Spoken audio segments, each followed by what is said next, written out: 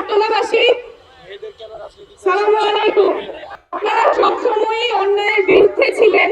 চিটাগাংয়ে কিছুক্ষণ আগেই আমরা আহত যোদ্ধাদের সাথে দেখা করে আসলাম।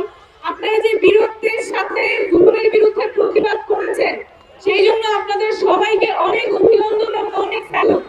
আপনাদের জন্যই আমরা রাজনীতিতে দেশের জন্য একটা নতুন স্বপ্ন দেখতে পাচ্ছি, যে আমাদের দেশ নাগরিকের হবে। আমাদের দেশ শুধুমাত্র যারা ক্ষমতায় আছে অল্প কিছু মানুষের জন্য কাজ করবে না, আমাদের দেশ সবার হবে। তার অভাবে মানুষ বিচার পাবে না, এমন দেশ আমরা চাই না। আমরা চাই এমন দেশ যেখানে যে কোনো সাধারণ নাগরিক তার ন্যায্য বিচার পাবে, রাষ্ট্রের কাছ থেকে তার ন্যায্য হিসাব বুঝে নিবে। আমরা চাই না এমন দেশ যেখানে টাকার অভাবে মানুষ চিকিৎসা পায় না। আমরা চাই না এমন দেশ যেখানে সুশিক্ষার অভাব থাকে। আমরা একটা সুন্দর বাংলাদেশ করতে চাই, যেখানে রাষ্ট্র নিজের নাগরিককে গুম করবে না, খুন করবে না।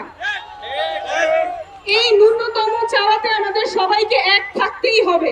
এখানে দল মত নির্বিশেষে সবাই নাগরিকের অধিকার প্রতিষ্ঠা করতে হবে। ন্যূনতম বেঁচে থাকার অধিকার তো আমাদের সবার থাকা উচিত। রাষ্ট্র কেন নিজের নাগরিককে গুম করবে? রাষ্ট্র কেন নিজের নাগরিককে খুন করবে? এই অবস্থা থেকে আমাদের বের হয়ে আসতেই হবে।